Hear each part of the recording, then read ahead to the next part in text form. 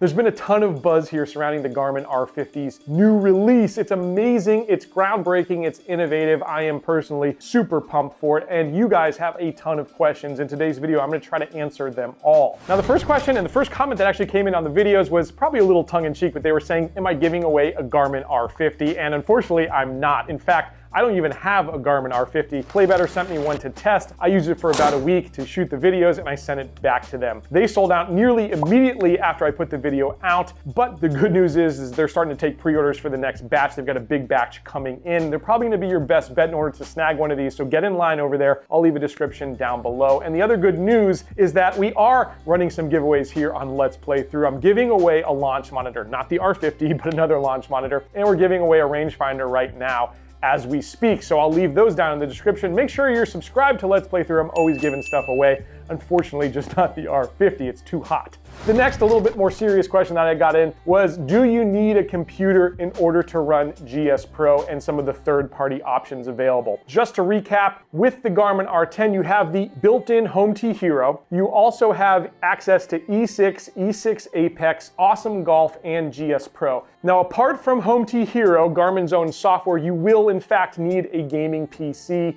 in order to run that software. But as I mentioned in the first video, Home T Hero does not require a computer. It's literally a computer itself. And to me, that is the huge selling point of the R50. If you're a die-hard GS Pro person or a die-hard E6 person, you may want to look elsewhere in terms of launch monitors. But if you want something that's built in, that's ready to go out of the box, that doesn't require a PC, Home T Hero and the R50 is definitely your best bet. The next question I got was regarding club data and how do you get club data? Well, just like other launch monitors on the market, like the Bushnell Launch Pro, the Unicore, the GC Quad even, you are gonna have to attach a sticker. In this case, it's a single sticker to the top of the club, and it's a little larger than the ones you have to use with those other launch monitors I mentioned. This Garmin one is about 3 times the size of those. It's pretty hefty, but it's just one sticker up at the top middle, and that's gonna give you club metrics. This leads into the next major question that I somehow didn't mention in the original video, and it was just an oversight, I apologize.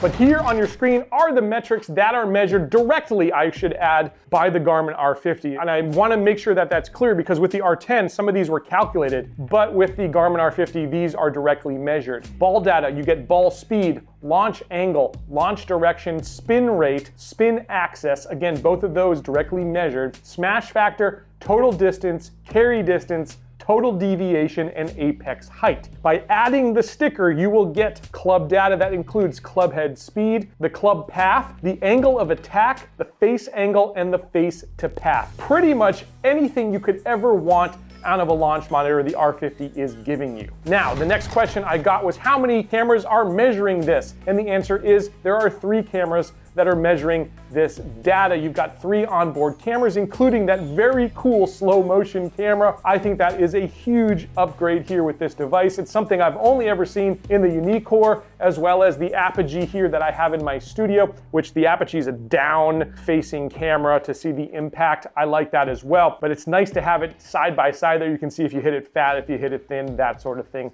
Game changer for a lot of folks to see that. The next question to me was an interesting one, but I do see why it's a valid question, and that is, can you use a mouse with the Garmin R50? The short answer is no.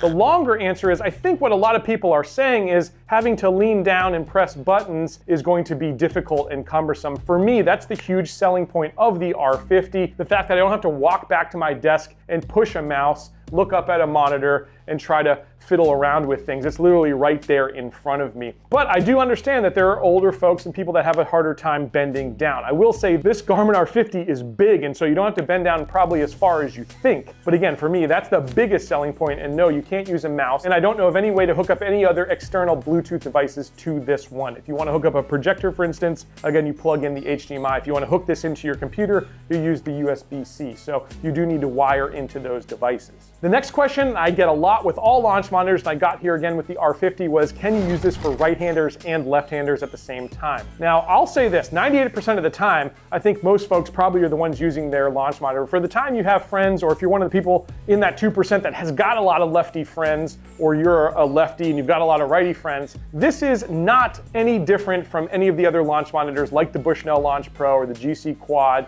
the Unicore, ones that sit beside you, you literally would just pick it up and move it to the other side. Now, someone made a suggestion in the comments, which I thought was genius.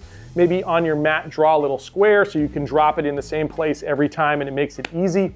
I like that idea. This unit is not super heavy. It's about the same weight, honestly, as the GC Quad, even though it's much bigger. Not that difficult to just put it over to the side. Now, if you, again, are one of those people in the 2% that has a lot of right and left-handed play at the same time all the time, then that's where you're gonna want definitely to have either an overhead unit like I've got in the Apogee or a GC Hawk, something like that, or you put something behind you, a Doppler device. Now, of course, Doppler devices aren't as accurate as optical devices. Again, that's what makes this R50 to me so compelling. The next question I got was regarding Home T Hero. Now, don't forget, I've got a standalone Home T Hero video probably tomorrow dropping, definitely in the next couple of days here, but we're gonna show you exactly how the gameplay works. But this question was, how many players can you use within Home T Hero? The answer to that is 4. Now, I wish Garmin would just make that unlimited. I'm not sure why they limit it to 4, but you can play a foursome with the R50 using Home T Hero. Also, people asked what other game formats are there. In terms of the Home T Hero software, there's really only stroke play. Some other questions that came in were regarding, is this thing shank-proof? And I will say, I did not shank one directly into this device. The reason is, by the way, this device sits parallel to the ball. Most devices like this are actually ahead of the ball a little bit, and they can actually be susceptible to a shank. Now, I have heard from other sources that this thing is impact resistant, and I will say, I did hit one off my screen. It kind of bounced around and hit the back of the machine. There was no problem. So I don't think it's going to be an issue. I think this thing is very durable, but if you're super worried, I'm sure there'll be some third-party manufacturers out there coming with cages very soon for this thing. I got some questions around testing accuracy as well as some comments and suggestions. Now, if you missed it in the main video, I did, when I first got this unit, put it directly up against my GC Quad. The GC Quad, like I said, sits in front of the ball just a little bit while the R50 sits beside it. So I was able to get side-by-side data. I was very excited to make an accuracy video breaking out a spreadsheet and tracking each and every data point. Now, when I first did that, I saw that distance was within 1 or 2 yards throughout the bag, spin was around 100 RPM, and all of the other data points that I had a chance to look at were in line with the GC Quad. Now, what happened was I was shooting another video on the R50, one that you will see here very soon on the channel, and I was gonna do the accuracy video after that one. I came back the next day, and there is a software update that I installed, and guess what? All of a sudden, I was not able to get a reading from the GC Quad. I then tried a Bushnell Launch Pro, I tried my Unicore, I even tried the Apogee above me. All of them were getting very funky readings, if I was getting readings at all. The R50, surprisingly, was actually accurate, but the other two were having some interference issues. Now, some other commenters said, why not set up a Doppler device behind the unit and try to test it that way? Well, the thing is, Doppler devices generally just aren't quite as accurate as optical devices, so I really want to go optical to optical. Other people have mentioned, why not go out to the range? I actually did that. I went out to the range with my rangefinder. I took some measurements of the flags and I hit some shots around those flags and I looked down at the unit and it was pretty much spot on. Now, that is not perfect either because you've got wind and other elements that the unit itself cannot measure, but are happening in the real world. So there's no real perfect method, but I like the suggestion I got from another commenter who said use a Trackman, which is a Doppler device known to be extremely accurate. It's what the pros use, and I think that's gonna be the best bet. So as soon as I can get an R50 and a Trackman together, I will be making that video. Now, the last question I saw a lot in the comments was regarding the battery life of this device, and do you need to keep it plugged in? Some people ask you need to plug it in at the range to AC power, and that's a big no. That's another great selling point of the R50 is the onboard battery stays charged. And how long does it stay charged? Well, Garmin rates it for 4 hours. I will say this, and this is anecdotal, of course, but when I was using the R50 for the week I had it, I seemed to get about 6 hours of battery life out of this device. It's gonna give you plenty of time to have multiple sessions with this unit. So I hope this video answers a lot of those questions, and I'm sure it spawned some new questions, so leave some comments down below. I will do my best to answer them down in the comments. We've also got a very active community here on Let's Play Through that loves to help out, and they'll answer your questions as well. So don't be shy, put them down there. As I mentioned, hit that subscribe button. We've got a ton of content around the Garmin R50 coming to you. The next one up, as I mentioned, will be me playing a simulated round of golf with Home T Hero. It's a lot of fun, I can promise you that. Hope to see you here soon, and I'll catch you back next time on another edition of Let's Play Through.